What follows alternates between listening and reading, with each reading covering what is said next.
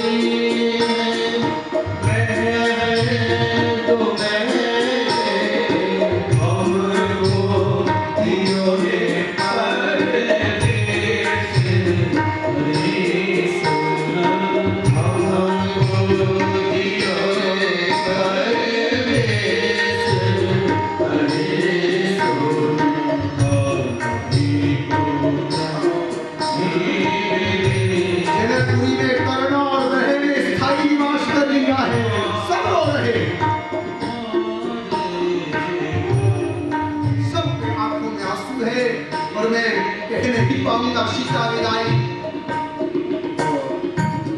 राघव को प्रणाम किया और कहते एक ही बात है, आप तो प्रेम के ही कारण वशीभूत होते हो। गुरुदेव ने आदेश दे दिया है, अब विदा अवध के लिए प्रस्थान करे। यहाँ पर जैसे ही आदेश दिया है गुरुजी ने, बारात चलने लगी है और बीच बीच में निवास करते हुए विश्राम करते हुए और अवध के बाहर खड़ी हो गई। देखो परंपरा, अवध के बाहर खड़ी है बारात, अभी अवध में प्रवेश नहीं हो रहा है। बोले क्यों? बोले गुरुदेव जब अच्छा मुहूर्त देखेंगे, बहू आई है ना, वाह क्या परंपरा है। मानुष की कथा में गुरु की बड़ी महिमा बताई है। बारात खड़ी है, महाराज खड़े हैं, सब गुरुदेव की ओर देख रहे हैं। कौन सा चौघड़िया ठीक है, जब गुरुदेव आदेश देंगे तो महाराज यहाँ पर तैयारियां हो रही हैं, मंगल कलश स्थापित हो रहे हैं, बहू भवन में आने वाली है और समय जान गुरु आयुष दीना। अब गुरुदेव को लगा चौघड़िया ठीक आ रहा है, अब बहू को भवन में नगर में प्रवेश कराया जाए और पूर्व प्रवेश रघुकुल मणि अब यहाँ पर अवध में प्रवेश हुआ है। अब तो आप समझ गए हैं, मंगल कलश स्थापित हो गए, बहू आई है तो क्या सुंदर व्यवस्था है यहाँ पर। और यहाँ आरती उतारी जा रही है, बहू जब आती है भवन में करही आरती बारह ही बारह, और महाराज दूल्हा सरकार की दुल्हन की आरती हो रही है यहाँ पर। और नगर नारी इस जोड़ी को देख करके खुश हो रहे। जोड़ी अच्छी है ना, सिया सोने की अंगूठी, सिया का रंग कैसा है, गोरा है ना, राघव का रंग कैसा है, नीलमणि, अरे सिया सोने की अंगूठी और राम नीलम नगीना है। आपने देखा, अरे सिया सोने की अंगूठी, क्या सुंदर जोड़ी है। हम तो आज जन्म फल पाओ, हमें तो जीवन का फल मिल गया, कितनी सुंदर जोड़ी का। अरे बिहारी का दर्शन कर लिया है। यहाँ पर जो वशिष्ठ जी महाराज ने आदेश दिया, गुरुदेव ने ऐसा विधान होना चाहिए, बड़ी श्रद्धा से किया है। गुरु के वचनों में शंका नहीं करनी चाहिए, कैसे करें क्या करें, जो आदेश दिया है वो सारा कार्य विधिवत किया है यहाँ पर। अब इसके बाद में हमारे यहाँ सारी विधि पूरी हो गई, कंगन खोलने की सब हो गई, सब वर्णन है यहाँ पर, बड़ी सुंदर कथा है। इसके बाद में हमारे यहाँ विधि है मुंह दिखाई। जब बहू आती है ना तो बहू को मुंह दिखाई में क्या देते हैं, जो हमारी बहुत प्रिय वस्तु हो। अच्छा, आज मैं व्यासकारी से चर्चा कर रहा हूँ, 3 मैया हैं, 3 सासुएं सीता जी की, कैकेयी, कौशल्या और सुमित्रा। आज ही की कथा में निश्चित हो जाए, श्री राघव को कौन सी मैया बहुत ज्यादा चाहते हैं बताओ? कैकेयी चाहती है। कैकेयी ने सीता जी को वो दिखाई में क्या दिया मालूम है तुम्हें? क्या दिया? अब कैकेयी बोली इतनी सुंदर बहू घर में आई है, कुछ अनुरूप ही। तो कथा ये है, कैकेयी को स्वप्न में कनक भवन का दर्शन हुआ और विश्वकर्मा को बुला करके अपने रहने के लिए भवन बनवाया, कनक भवन। जब उनको मालूम पड़ी राघव शादी करके आ रहा है तो भवन में नहीं गई, और जब बोली मेरी बहू और बेटा आ जाएंगे ना, उनको ही मुंह दिखाई में दूंगी। यहाँ पर किशोरी जी के लिए कैकेयी ने मुंह दिखाई में क्या दिया? कनक भवन दिया। आज भी झांकी का दर्शन करना अद्भुत झांकी है। और दूसरी बारी किसकी आ रही है? कौशल्या मैया से ज्यादा कैकेयी चाहती है, इसका आगे मैं कथा में वर्णन करता रहूंगा। अब आई बारी है कौशल्या की। बहू तो बहुत सोहनी है, इसके अनुरूप बनाई। अच्छा, जैसी बहू है ऐसी इसको मुंह दिखाई मिलनी चाहिए। खोज आई कौशले विचार बड़े हौसले से। बहू को क्या ध्यान से सुनना मेरी बात, क्या कह रहा हूँ। शंतु ने ऐसी ऐसी राम कथा गाई है। अरे खोज आई कौशले,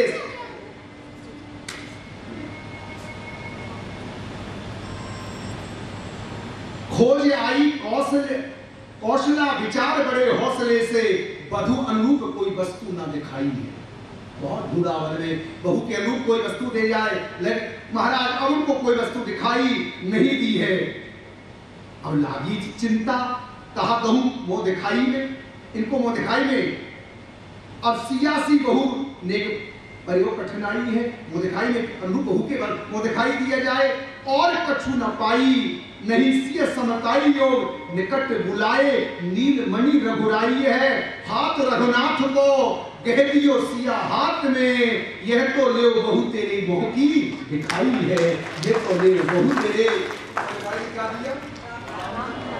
ले नीलमणि को ले, मेरे पास तो यही है। अब कम से कम बहू को देना है तो उसके अनुरूप देना चाहिए। इतनी सुंदर बहू और खाली हीरा का हार देकर के वो दिखाई होगी, मेरे पास तो नीलमणि है। नीलमणि को मुंह दिखाई देगी। और तीसरी मुंह दिखाई किसकी है? तीसरी मुंह दिखाई किसकी है? सुमित्रा की। कैकेयी मैया ने दिया कनक भवन, कौशल्या मैया ने नीलमणि को दे दिया। सुमित्रा क्या दे रही है? सुमित्रा कौशल्या मैया ने राम जी का हाथ पकड़ के सीता जी के हाथ में दे दिया और बोली कौशल्या ले नीलमणि मुंह दिखाई दे। और सुमित्रा मैया ने लक्ष्मण का हाथ पकड़ करके कहा ले बहू ये तेरी मुंह दिखाई में है, आज से यही तेरा बेटा है, आज से यही तेरा। आप लोग मुझसे जरूर प्रश्न करोगे आप ऐसी कथा में बोलते रहते हो, कोई प्रमाण भी है क्या? कोई रामचरितमानस में प्रमाण है? हाँ, जब वन की यात्रा आज ही कथा सुनाऊंगा आज आपको। लक्ष्मण जी ने कहा मैं क्या करूं राघव वन में जा रहे हो, तात तुम्हारा मात्र रहेगी। मैंने तो जिस दिन शादी होकर के आई सीता वही हाथ तुम्हारा दे दिया, सीता के हाथ में तुम्हारी असली मां सीता। तात तुम्हार मातु देहि पिता राम सब भांत स्नेही। अब महाराज यहाँ पर थोड़ी चर्चा करना चाह रहा हूँ। देखो ससुर का प्रेम क्या है, तुम्हारे भ्रम को दूर करना चाह रहा हूँ आज इस राम कथा के माध्यम से। बधू प्रेम गोद बैठारी, इस ससुर का प्रेम देख लेना, प्रेम सूख गया तुम्हारा, बेटा की बहू को ससुर गोदी में बैठा लिया। क्या प्रेम है। फिर आप लोग कहोगे घूंघट की परंपरा कब से आ गई? घूंघट की परंपरा तो यवन काल में आई है मेरे भाई, यवन काल में आई है। पहले घूंघट की परंपरा नहीं थी, यवन काल में आई है।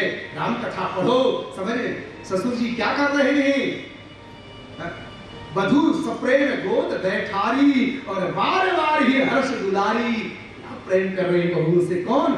चक्रवर्ती महाराज कर रहे। हमारे बहू को गोदी में बैठा के दुलार रहा है ससुर। बेटी बेटी बेटी मेरा भाग्य खुल गया, ऐसी बहू आ गई मेरे घर में, मेरे घर में ऐसी बहू आ गई है।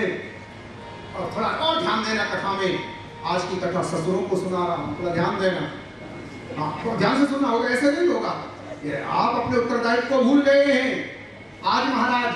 हाँ केवल बहू को दोष देना अच्छी बात नहीं आपकी, सारा दोष बहू पे थोप देते हो, ठीक नहीं है वो तो अच्छी है, तुम तो समझदार हो, तुम तो निभाओ अपना धर्म। थोड़ा बेटी से ज्यादा बहू से प्रेम करो। मैं दादी से कह रहा हूँ इतना प्रेम करना बहू से वो पीहर जाना छोड़ दे, बोले यही रहूंगी मेरा मन तो वही मैं। इतना प्रेम करना बहू से मेरे भाई। और कुछ कहना चाहता हूँ, ध्यान से सुन लेना।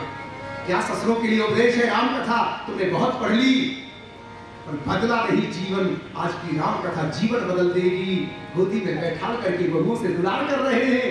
आज क्या प्रेम की वर्षा हो रही है, ससुर जी कर रहे हैं बेटी बेटी बेटी। और जनक राज मुनशील बड़ाई, जब वनवास में जाते हैं जनक जी महाराज, ये श्री दशरथ जी महाराज जब वनवास में जाते हैं तो महाराज कहते हैं बहुविध भूप भाट जिम वर्णी रानी सभा प्रमुदित सुन करनी। तो राजा जनक जी की बड़ाई दशरथ जी ऐसे अपने मुंह से कर रहे हैं, बोले कैसे जैसे कोई भाट वर्णन कर रहा हो। इस कथा को समझ गए? अपनी समधी की बड़ाई करना बहू के सामने, तो मैंने पहले भी कहा था कथा में, क्या जब बहू घर में रहे ना और बहू के सामने जगना हो सके ना, उसके बाबा की खूब बड़ाई करना, हमारे ताऊ जी बहुत अच्छे हैं, पिताजी बहुत अच्छे हैं, सुनकर के सबको बहुत अच्छा लगता है। इस व्यासगादी से कह रहा हूँ, थोड़ा आप इस बात पर ध्यान नहीं दे रहे हो। बहू को दुलारना है और ससुर जी क्या समझा रहे हैं, इस कथा में थोड़ा विचार करना। महाराज दशरथ जी ने रानियों को बुलाया, देवियों इधर आ जाओ। छोटी सी बच्ची बहू बनकर के आई है, छोटी सी बच्ची बहू बनकर के आई है। बधू नरकनी ये कुछ नहीं जानती है, खेलती कूदती आई है। मैंने जनक जी को वचन दिया इन्हें बहू बना के नहीं ले जाऊं, इन्हें बहू बना के नहीं ले जा रहा हूं। महाराज दशरथ इन्हें बेटी बना करके ले जा रहा हूं। क्या शब्द है महाराज दशरथ के, इन शब्दों पे ध्यान दे लेना।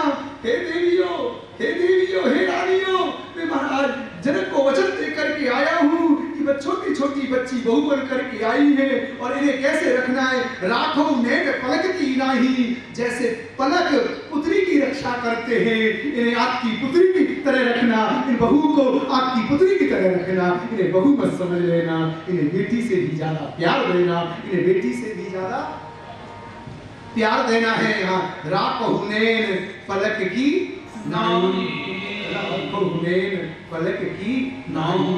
ये है महाराज यहाँ पर।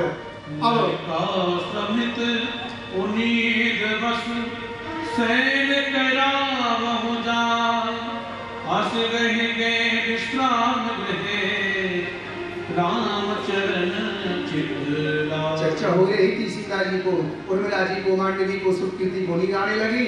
श्री महाराज दशरथ जी ने कहा बालिकाओं को नींद आ रही है, गोदी में लेकर के पलंग पे सुलाया। सुन रहे हो क्या भाव है यहाँ पर? बहू को गोदी में लेकर के पलंग पे सुलाया जा रहा है। क्या क्या भाव है, क्या प्रेम है। बेटी बहू पे भेद है। बहू को गोदी में लेकर के पलंग पे सुलाया जा रहा है। अब यहाँ पर विश्राम हो रहा है। एक थोड़ी कथा सुनाना चाहता हूँ, थोड़ी हटके कथा है। रात्रि का समय है। कौशल्या मैया राघव के पास पहुंच जाती है। बड़ी महत्वपूर्ण कथा है। राघव, मैं एक बात को समझना चाहती हूँ। तुमने जाकर के अहिल्या उद्धार किया, तारका को मारा और धनुष को तोड़ा। ये कोई मनुष्य नहीं कर सकता। लगता है तुम भगवान हो। तुम्हारे कर्म को देख के क्या लग रहा है?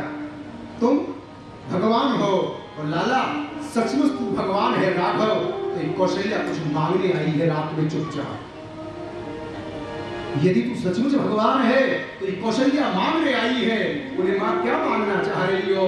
इतना मांग रही हूं, जिस दिन से विश्वामित्र तुमको अयोध्या से लेकर के जनकपुर आ रहे, उतने दिन की आयु को ब्रह्मा मेरी आयु में नहीं जोड़े। जो बिना तेरे दर्शन के समय गया वो बेकार गया, वो बेकार गया। जो दिन गए तुम ही बिन गए, तेरे बिरंच जन पार नहीं। सुन रहे हो ना? अच्छा एक बात बताओ, जितना तुम्हारा बिना राम कथा के समय गया, भागवत के बिना समय गया, उस समय बेकार गया नहीं गया? ईमानदारी से बताओ। ये गोस्वामी जी कह रहे हैं यहाँ पर कौशल्या मैया उतनी आयु को मेरी आयु से निकाल दे। कितनी आयु को? जे दिन गए तुम ही बिन देखे, तेरे बिरंच जन पार ही देखे। बिना भजन के जो समय गया दीदी, वो समय बेकार गया कि नहीं गया? जो खाने में और सोने में समय चला गया, जो समय खाने में और सोने में गया, समय तो वही गया। एक महीना का पुरुषोत्तम मास है, कितना समय लगेगा? पुरुषोत्तम मास कौन सा समय स्थित बचा? तो जो 4 घंटा राम कथा सुनी ना, ये अच्छा समय गया, और समय तो बेकार गया महाराज। तो ये राम कथा क्या सुंदर भाव है। यहाँ पर आगे की कथा में प्रवेश कर रहा हूँ। यहाँ पर अब यहाँ पर श्री विश्वामित्र जी जाना चाहते हैं। विश्वामित्र जी कहते हैं अब मैं चलूं, विवाह हो गया। जी महाराज ने कहा महाराज कैसे जाओगे? ये आपका ही तो आशीर्वाद है। घर में मंगल महोत्सव हो रहा है गुरुदेव, ये आप ही ने आशीर्वाद दिया।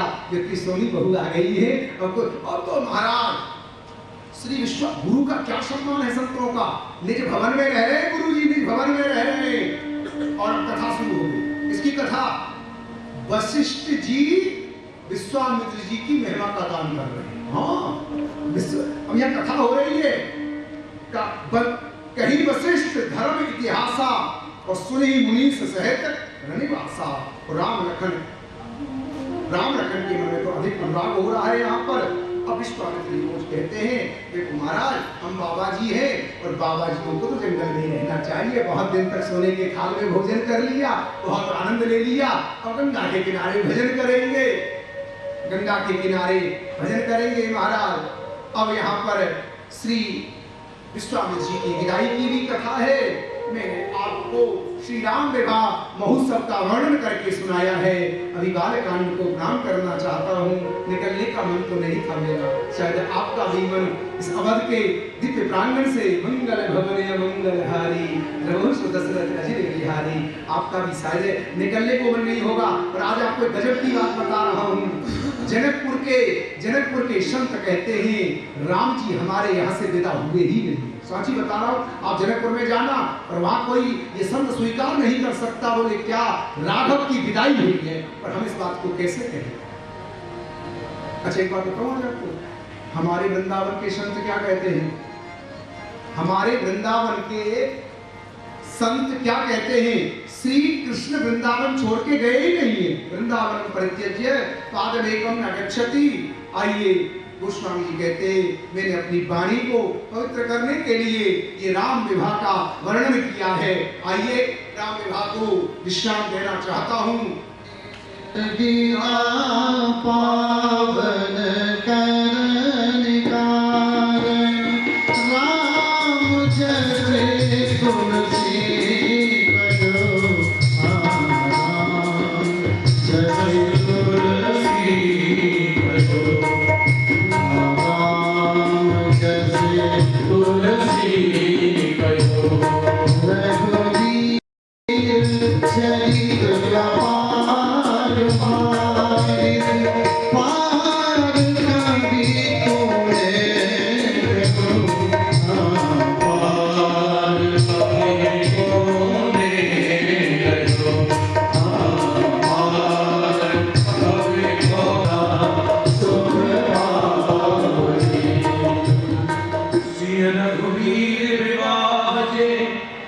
प्रेम का वही सुनहि तिन कहूँ सदा उछाव मंगलायतन राम। जो राम विवाह महोत्सव का श्रवण करेंगे उनके जीवन में उत्साह होगा। भगवान सीताराम के विवाह महोत्सव की कथा मैंने आपको सुनाई है और आज ये विवाह महोत्सव परिपूर्ण हो रहा है, श्री बालकांड में परिपूर्ण हो रहा है। श्री सीताराम जी के चरणों में मैं बालकांड की कथा को समर्पित करता हुआ और अब अयोध्या कांड में मैं प्रवेश कर रहा हूँ। ये बालकांड यहाँ परिपूर्ण कर रहा हूँ और श्री गणेशाय नमः श्री जानकी वल्लभो जयते। क्या शंकर जी का वंदन है महाराज? शंकर जी का वंदन किया है सबसे पहले। देखो 3 श्लोक है यहाँ पे, जब ये अयोध्या कांड शुरू कर रहे हैं गोस्वामी जी 3 श्लोक है। पहले में काम शत्रु शिव का वंदन, ये युवा अवस्था में शिव का वंदन करना चाहिए। क्यों?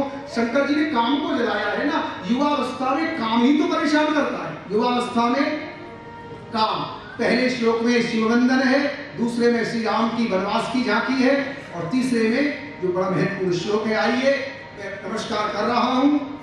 यश्याम विभात भूधर सुता देवा पराम सखे भाले बाल विदुर धरे जगरलम यस्यो रसी ज्ञानना सोयं भूत विभूषण सुरवरः सर्वाधिपः सर्वदा सर्वा सर्वगता शिवा शशिनिभा श्री शंकर पादु मां।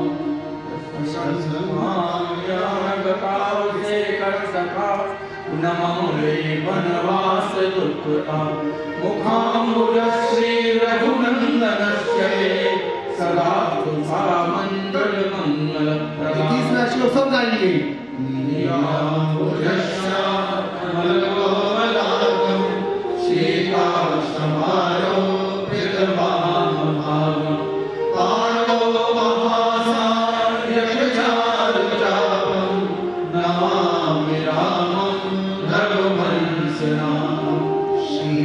चरण सरोज निज मन मुकुर सुधा वरणो रघुबर विमल यस जोदायक फलजा।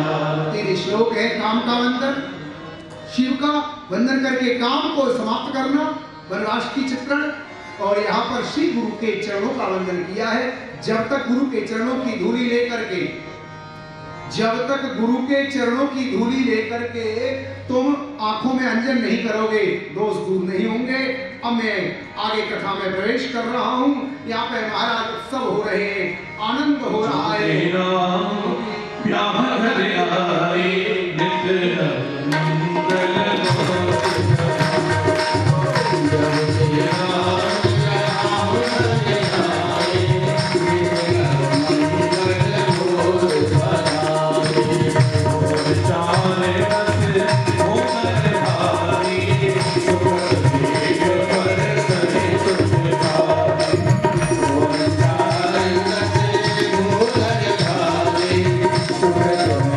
Thank you.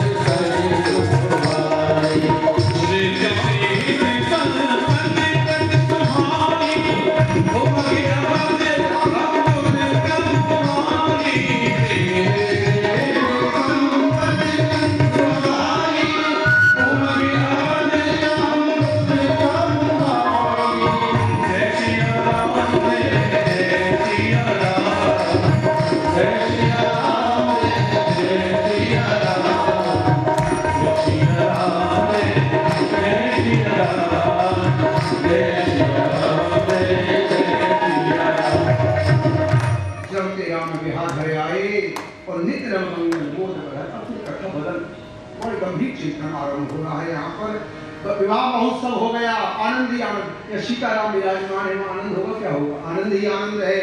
अब एक बार की बात, श्री चक्रवर्ती महाराज राजसभा में बैठे हुए हैं और राजसभा में दर्पण देखने लगते।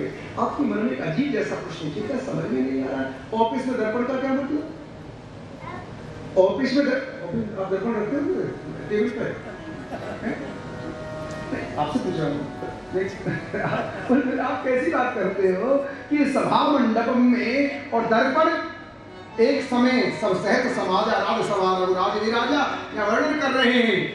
वहां पे महाराज ने क्या किया है? उसी समय राय सुभाय मुकुर कर लीना, ये देव इच्छा से, कुछ संतों का भाव है कि देव इच्छा से वह दर्पण आ गया। ध्यान देना, मैं आपके प्रश्नों का इसलिए उत्तर दे रहा हूं, ये कथा आपको कहीं प्रभावित और अलग तरीका में ना ले जाए। और महाराज, अच्छा दर्पण एक ऐसी वस्तु है, ध्यान रखिए, यदि दर्पण आपके सामने कोई यहाँ भी दे दे, सबसे देखो नहीं देखो, कथा में कोई दर्पण दे दे, देखो दर्पण देखने का ऐसा है, कोई भी दर्पण देखना शुरू कर देता। तो महाराज ने क्या किया, मुकुट सही किया सभा में, और क्या देखा, कान कान सबसे पहले कहाते हैं कान सफेद, कान के पास आते हैं और ये ऐसे ही देखे सफेद बाल, क्या कहते हैं सफेद बाल, प्रतांत से दूती जरा कर्ण मूले, साहब आप रंग लेते हो, ध्यान नहीं देते। नहीं, आप थोड़े होशियार हो ना, है तो सफेद आपके बाल और आपने रंग लिए, ये सफेद बाल क्या कह रहे हैं साहब, अब बुढ़ापा आ गया, दवा रखा है, अब पराई नारियों का चिंतन छोड़ दो, पराई धन का चिंतन छोड़ दो और गोविंद के भजन में लग जाओ, गोविंद के भजन में लग जाओ, तो धर्म तत्व वृत्ति विराट करने मिलो। एक बात और कहूँ, ये सफेद बाल क्या कहते हैं, आप सुनते नहीं हो, कि बोलते हैं, कुछ गुनगुनाते हैं आपके कान के पास, पर आपको तो फुर्सत ही नहीं है सफेद बालों की। ये आगे सफेद बाल कुछ गुनगुना रहे हैं, कुछ कह रहे हैं, क्या कहना चाहते हैं, क्या कहना, जवानी में बहुत काले धंधे किए, अब बाल सफेद हो गए, कुछ श्वेत कर्म करना शुरू करो और मंदिर जाना शुरू करो। अब बहुत दिन पौ में गए, बहुत दिन डिस्को में गए, अब जाने जब बाल सफेद हो जाए तो डिस्को में जाना छोड़ दो, पौ में जाना छोड़ दो, सत्संग में जाना शुरू कर दो। ये कहते हैं सफेद बाल, ये कहते हैं।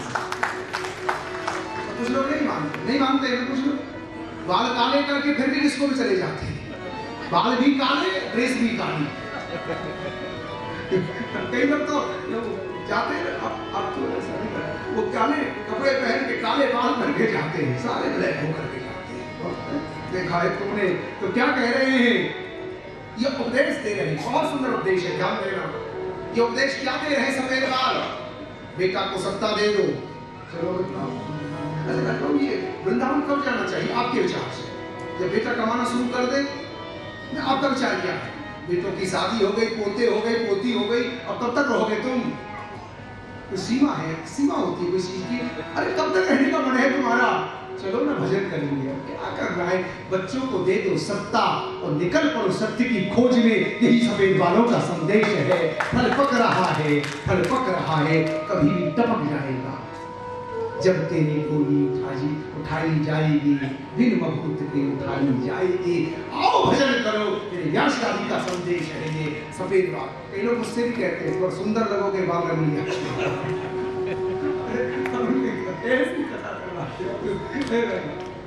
ऐसा ठीक लगे बाल रंग,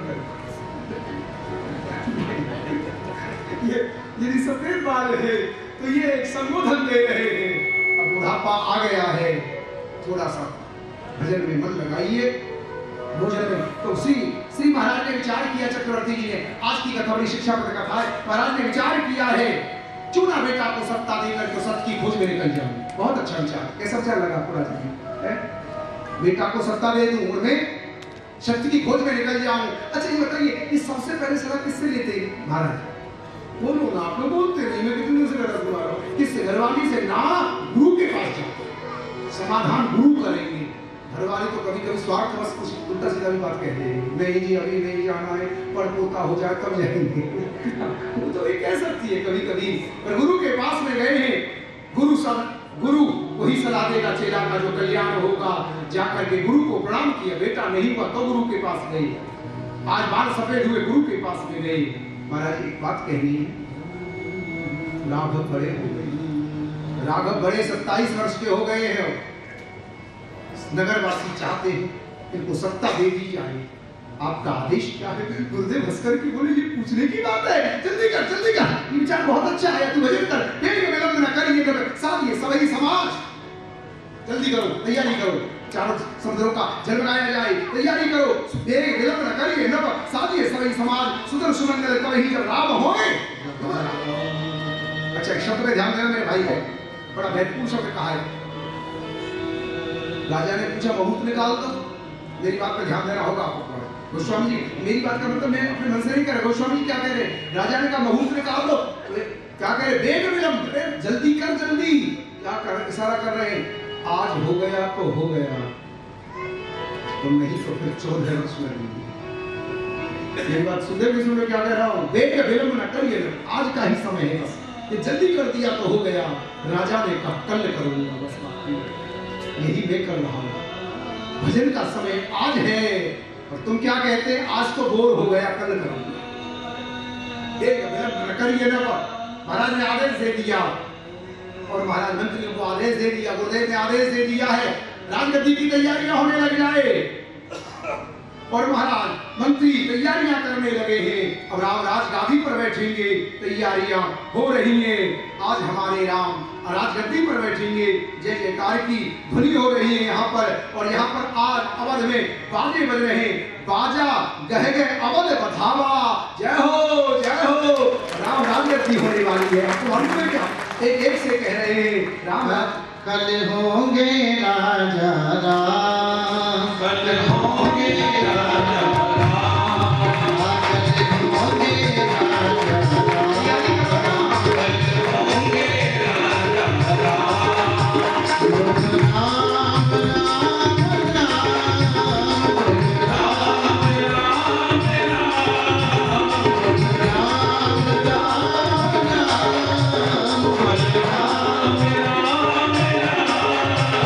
कल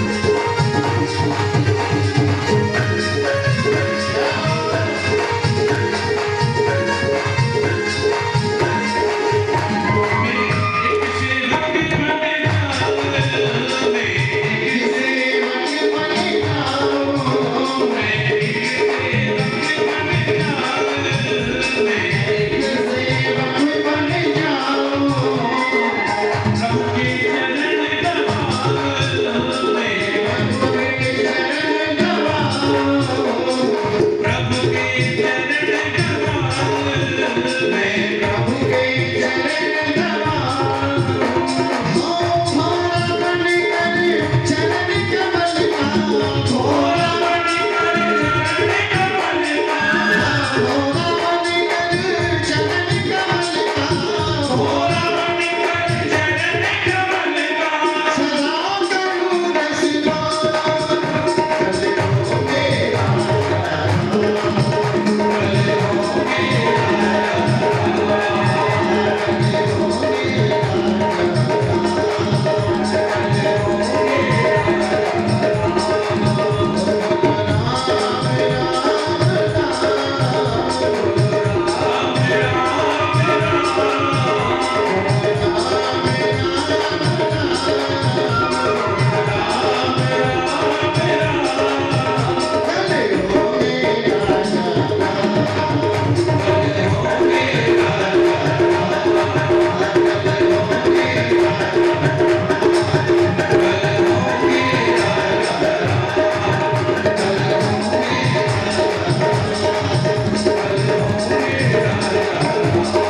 कल होंगे अयोध्या में रामदास गद्दी की तैयारियां हो रही है, बंधन वाले बन रहे हैं, नगर को सजाया जा रहा है।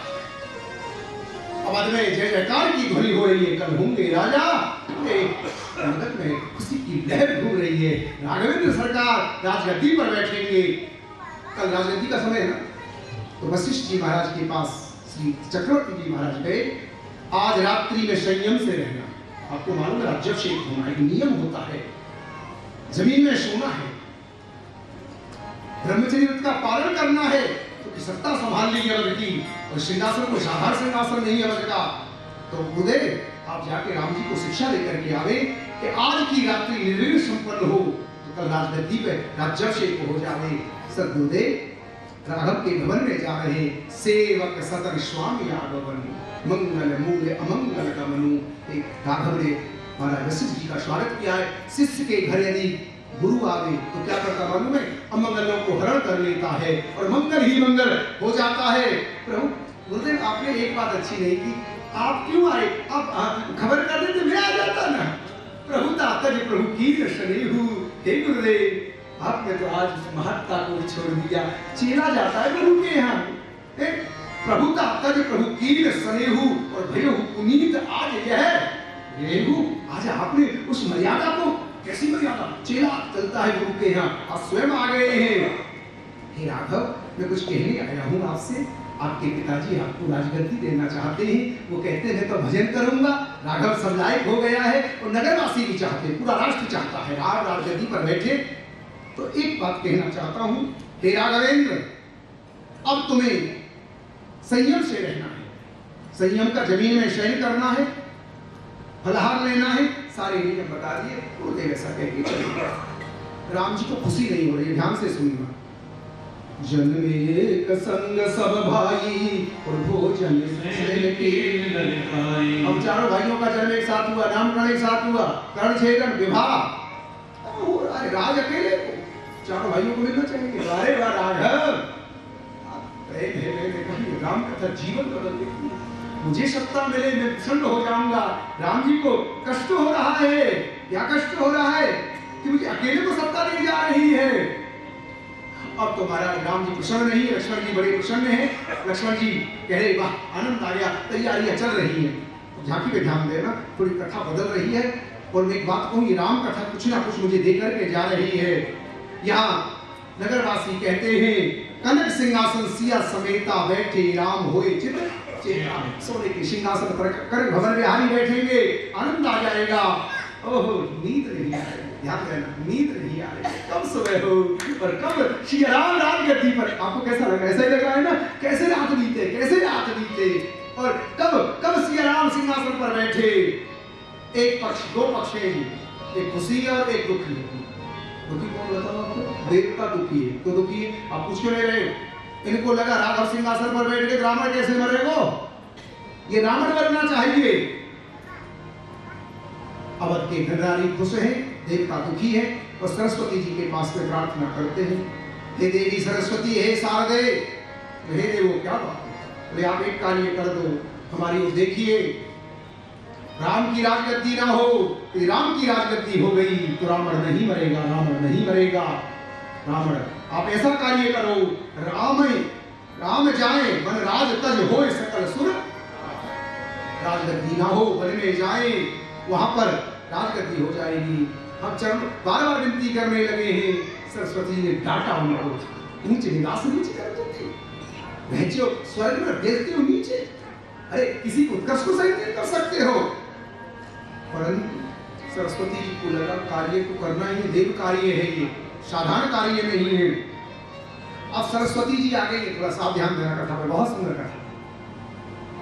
देख सरस्वती ने विचार किया, बात तो सही है, राघव वन में जाएंगे तभी दीनहीन का उद्धार होगा, रावण का वध होगा। इस राम वनवास की कथा पर ध्यान देना। और सरस्वती जी आ गई, कहा अयोध्या, या घर घर में बधावा हो रहा है, राम राजगद्दी होगी कल। अब मंथरा चाहती है क्या, ये क्या चाह रही है सरस्वती जी, किसी की बुद्धि बिगाड़, किसी की बुद्धि। अयोध्या में कोई एक ऐसा नागरिक नहीं जिसकी बुद्धि बिगाड़ दी जाए, सबके भीतर राम का निवास है। अब आपको बात बता रहा हूँ, किसकी बुद्धि बिगाड़ी सरस्वती जी ने, वो आपको क्या प्यार है किसकी। अच्छा ये बताइए मंथरा की क्यों बिगाड़ दी। मंथरा अयोध्या की नहीं है, ये केकई के दहेज में आई। जैसे शादी होती थी ना, राजा महाराजा जैसे हाथी घोड़े देते ना, 1000-2000 दासी भी देते थे, तो ये कहां से आई मंथरा। अच्छा एक बात और बताना चाहता हूँ, यही तो राम कथा में सब सुनना होगा आपको, ये अप्सरा है। देवों ने कहा हमारा कार्य कैसे होगा, अयोध्या का नागरिक तो कोई ये कार्य कर नहीं सकता, राम भक्त है, ये कार्य कौन कर सकता बताइए। अप्सराएं भेजी, या अप्सरा भेजी है, ऐसा वर्णन है यहाँ पर। अब यहाँ बुद्धि किसकी बिगाड़ी है, नाम मंथरा मंदमती चेरी केकई की दासी मंथरा की बुद्धि बिगाड़ दी जाती है, यहाँ पर बिगाड़ दी जाती है। यहाँ पे गोस्वामी जी ने कहा है कुजाती है, सजाती नहीं है, अवध की नहीं है, इससे ये भाव पुष्ट हो रहा है। क्या कुबुद्ध कुजाती, सजाती नहीं है, अवध की नहीं है, अवध की होगी तो काम नहीं करती। अच्छा भाई आप एक प्रश्न करोगे मुझसे कि मंथरा को क्या परेशानी हो गई, राम राजगद्दी से मंथरा को। एक कथा बड़ी सुंदर है, जब राम राजगद्दी की तैयारी की होने लगी, राज चक्रवर्ती महाराज ने घोषणा कर दी, तो दासी ने जाकर के माँ कौशल्या से कहा, महारानी बधाई हो, राजभवन से घोषणा हो चुकी है, कल राम को राजगद्दी होगी। इतना शुभ संदेश मिला कौशल्या माँ को, उनके हाथ गले में 9 लाख का हार था, लेकर के अपनी दासी के गले में डाल दिया। सुंदर संदेश दिया तुमने। और जैसे ही राघव की मात से हार लेकर के वो दासी बाहर आती है, मंथरा ने कहा दासी के गले में देखो, दासी के गले में हीरा का दूसरे वाले मंथरा ने कैसे, अरे बाबू तुझे मालूम नहीं है, मेरी महारानी का बेटा राजगद्दी पर बैठेगा राघवेंद्र, मेरी मालिक ने मुझे हार दिया। मंथरा बोली बिगड़ गई बात है, एक भरत राजगद्दी पर बैठता तो हार मुझे नहीं जाता, मुझे नहीं जाता। थोड़ी सी सावधानी हो गई, बस रामराज की स्थिति बदल गई है महाराज। और जैसे ही आई है ये केकई के पास, अब ये क्या चाहती है, भरत को राजगद्दी हो, ये देव कार्य भी है। और भरत मात पे गई दिल खानी, और चेहरा उदास है। इस उपाय ये तो कहना नहीं चाहता हूं, नार चरित कर डारही आंसू, नारी का स्वभाव होता है कुछ बात कह रही हो तो रोना शुरू कर, आंसू बहुत जल्दी निकलते, मैं तो सब कुछ छोड़ दिया, आ गई तुम्हारे ऐसा ही लिखा है यहाँ पर। अब पूरा मन मध्य में लिखा है, मानस में को बता रहा हूँ आपको। नार चरित्र, बहुत किसी को इमोशनल करना बहुत जल्दी जाती है, रोना शुरू, ठीक है। नार चरित्र डार ही आंसू, अपना है ना, नारी का स्वभाव होता है, थोड़ी देर में रोना शुरू कर देती है, नार चरित्र कर। तो अब यहाँ पे कहती है हर्षी करे राम गाने पड़े तो रे, आज तू मुंह फुला के कैसे बैठी है, क्या कुछ लक्ष्मण ने डांट दिया है क्या, अरे बोल तो सही। अब क्या पूछा है, अब बता, देखो कितना प्रेम है कि इसे सब इस दोहा से आपको समझ में आ जाएगा। सभे राम कह सकिन कुशल राम। अरे तुम्हारी आंखों में आंसू क्यों भर रखा है? देखो सबसे पहले क्या पूछा, इससे दोहा से आपको स्पष्ट हो जाएगा क्या। सबसे पहले पूछा है कुशल राम, दूसरा शब्द क्या कहा है? महीपाल राजा। ठीक है, पहले राम के लिए पूछा। अरे तो क्यों आंसू बहा रही है? सब ठीक तो है ना अयोध्या में? कुशल राम महीपाल, उसके बाद लखन, फिर भरत, रिपुदमन सुरभा पुरी उड़शा। ध्यान से सुन लेना, ये बड़ी महत्वपूर्ण कथा सुना रहा हूं आज आपको। अब तो महाराज मंत्रा ने अपनी रामायण शुरू कर दी। हे महारानी, आज राम को छोड़ के और कौन कुशल होगा? बोले क्यों? बोले देखो जी, तुम्हारे बेटा तो नैहर में रहते हैं और तुम्हें तो खाली सोना बहुत अच्छा लगता है, श्रृंगार करना बहुत अच्छा लगता है, और राम राजगद्दी होने वाली है। वाह, के का विचार देखना क्या कह रही है। राम तिलक जो साची ही काली, हे मंथरे, हे मेरी प्रिय मंत्रे, तेरे सांची कहा, तेरी राम राजगद्दी कल होगी, तो जो तू कहेगी वो दूंगी तुझे, बोल क्या चाहिए तुझे। अब बोली, मैं तो कुछ और कहने आई, यहाँ तो कुछ और हो रहा है, तुम नहीं समझ रही हो। राघव की मेहतारी बड़ी चतुर है, बहुत। बोले कैसी बातें कर रही है? यदि वो चतुर होती तो क्या राम जैसा बेटा थोड़े होता? बोले तुझे सौगंध है, तुझे भरत की सौगंध है, तू सच बता बात क्या है, तू बता क्यों नहीं रही है। अब तो कहने लगी, मैंने पहले कुछ कहा तो भरपूरी नाम कर दिया मेरा, अब विधाता ने मुझे कुबड़ी बना के परवश कर दिया है, भरपूरी नाम बता दिया मेरा आपने। और आप समझ नहीं रही हो, राम की जो मेहतारी है ना कौशल्या, बड़ी चतुर है। एक पखवाड़ा हो गया है, राम राजगद्दी की तैयारियां हो रही है, क्या तुम्हें मालूम है? कुसंग का प्रभाव देख लेना आप थोड़ी देर के बाद। एक पखवाड़ा हो गया, तुम भी तो महारानी हो, तुमसे पूछ के होना चाहिए था। एक पखवाड़ा हो गया, आज तक तुम्हें नहीं बताया है। और एक बात कहना चाहती हूँ, ये कौशल्या कर रही है, राम राजगद्दी पर बैठ गए तो भरत या तो सेवा में रहेगा, नहीं जेल में रहेगा, और तुम कौशल्या देवी की, वो तो राजमाता बन जाएगी ना कौशल्या, तुम उसकी नौकरानी बन करके रहोगी। कैकेयी ने कुशंग का वर्ण कर लिया है, मैं जीवन भर अपने पियर रह लूंगी, पर सौत की सेवा, ये है कुशंग का प्रभाव। कौशल का प्रभाव देख लेना, नैहर जन्म भर पर कभी भी सौत की सेवा नहीं करूंगी, नहीं करूंगी। अब तू बता, मैं तो कुछ नहीं जानती हूँ, मुझे क्या करना चाहिए? उन्हें करना यही है, भरत को राजगद्दी होनी चाहिए। तो ये कैसे हो? बोले आपको याद है महाराज चक्रवर्ती जी के आप में 2 वरदान हैं हाथी रूप में। आपने आपसे महाराज ने कहा वरदान मांगो, आपने कहा अभी नहीं, आपको भवन में जाके गिर जाओ और महाराज जरूर आएंगे। ध्यान से सुनना, वो कहेंगे कुछ मांग, मेरी बात सुन लेना, चाहे 100 बार कहे क्या कुबड़ी पढ़ा रही है, सुन तो लो एक बार कथा, क्या कुबड़ी चतुर है। 100 बार कहे तो भी मत मांगना। तो बोले क्या करूं? उनसे कहना पहले खाओ राम की सौगंध। भूपत राम शब्द जब करही, तब मांगे सुजही, वचन न करही। अच्छा, आप कहेंगे ये बात कुबड़ी क्यों कह रही है? जब विश्वामित्र जी लेने आए थे ना राघव को, तो क्या कह रहे थे दशरथ जी? देह प्राण के प्रिय कछु नहीं, मैं प्राण दे दूंगा पर राम को नहीं दूंगा। तो कुछ स्त्रियों का स्वभाव होता है, जब बाबू बात करते तो कान लगा के सुनती है, क्या बात है, क्या बात है। तो कुबड़ी ने कान लगा के सुनी, ये बात कौन सी? देह प्राण के प्रिय कछु नहीं और सोबड़ी देहों के विषय कमाई। तो ये कुबड़ी को मालूम था, बोले यदि ऐसी ही बात कह दी राम को वर दे दो तो महाराज कहेंगे अपयश हो जाए, मैं राम को नहीं भेज पाऊंगा, ये राम की सौगंध खा जाएंगे। तो मेरे देश की परंपरा है, कोई बेटा की झूठी सौगंध नहीं खाना चाहता है। क्यों? यदि मेरे बेटा की झूठी सौगंध खा ली कोई, इसका अनहित ना हो जाए, इसका अनहित ना हो जाए। राम भूपत राम शब्द जब करही, तब मांगे से वचन न करही। अब तो महाराज ऐसी सिकाई है कुबड़ी ने वो भवन में जाकर के, कुशंग का प्रभाव है, बस इतना ही समझ लेना। कुशंग अपना प्रभाव दिखाता है। इधर क्या है, सभी भगवान राघव के मित्र प्रभु के पास में जाते हैं। और कहते प्रभु आप तो कल राजा बनने वाले हैं। भगवान बोले तो मेरे सेवक तुम भी तो बनोगे, तुम मंत्री बन जाओगे। सेवक हंसने लगे, पूर्ण गंभीर सरस संसारा सील स्नेह निभान हारा। संध्या हो गई, थोड़ा ढाकी पे ध्यान देना, कुछ महत्वपूर्ण शब्दों पे ध्यान देना तो अच्छा लगेगा। बड़ी शांति से कथा विचार करें, संध्या का समय है। आज बड़ी खुशी है, खुश है हमारा चक्रवर्ती जी कि एक राम को बहुत चाहते हैं। और जैसी मैं कहूंगा ना कल तेरा लाडला राजगद्दी पर बैठा है, फूल जाएगी, कहेगी क्या संदेश दिया।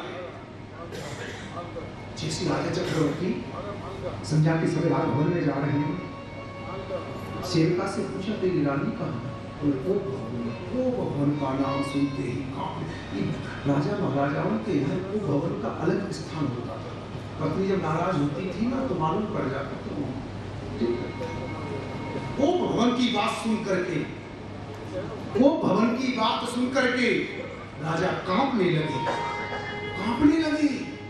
कल राम राजगद्दी की तैयारी ये को भवन में क्यों गई है? यहाँ पे गोस्वामी जी कहते हैं इंद्र जिसका आश्रित है आज वो घबरा रहा है। वो भवन की बात सुन करके और पहुंच गए वहां तक। वो कुबड़ी की पढ़ाई हुई है ना, जाकर बोले कही हे तुरान विशान, हे रानी तू क्यों चाह रही है? अरे बोल तो सही क्या चाह रही है? बारे बारे कह रहा हूं सुमुख सुलोचन वचन। अरे बोल तुझे क्या चाहिए? क्या चाहिए? कल तो तेरे लाडले राघव को राजगद्दी दे रहा हूं, बोल तुझे क्या चाहिए? अब तो महाराज बोले आप बार बार कहते हो मांगो मांगो मांगो, मुझे विश्वास नहीं है। इसमें संदेह हो रहा है तुम्हें? नहीं, असत्य सम पातक पुंजा, हम झूठ नहीं बोलते। रघुकुल रीत सदा चले आई, प्राण जाए पर वचन न जाई। मानो तुम्हें क्या चाहिए? मुझे विश्वास नहीं हो रहा है आपके ऊपर, क्योंकि पुरुषों पर विश्वास नहीं हो तो पहले तो भर लेते, बाद में कहते सॉरी। ऐसे नहीं तो क्या है, विश्वास कैसे होगा तुम्हें? बोले देखो जी मैं आपसे एक बात कह रही हूं, कहीं पर राम शपथ करे आई। यदि आप सच्चा प्रेम से करते हो तो आज एक बात कहिए, राम जी की सौगंध खा करके, राम जी की सौगंध खा के कहना जो मैं मांगूंगी आप दोगे? बोले हाँ मैं राम की सौगंध खा। और क्या कह रही है? तो तुम्हारा की पढ़ाई हुई है, क्या बोल रही है? अब मेरी बात का ध्यान सुन लेना, सुनो प्राण प्रिय, जो आपने राजगद्दी का ऐलान कर रखा है, राघव को राजगद्दी भरत को दी जाए। दूसरा वरदान और है, तापस रेश विशेष उदासी, और 14 वर्ष राम माथे पे हाथ रख करके महाराज बैठे। क्या कह रही है पापेन? मेरे जीवन में सबसे बड़ी गलती तेरे ऊपर विश्वास है। महाराज ने कहा क्या बोल रही है? हे कई मैं दोनों हाथ उठा के कह रहा हूं, राम और भरत दोनों मेरी आंखें, मेरे तिल भर भी अंतर नहीं। मैं कल ही तेरे पीहर से बुला लूंगा, भरत को राजगद्दी दे दूंगा। और हाथ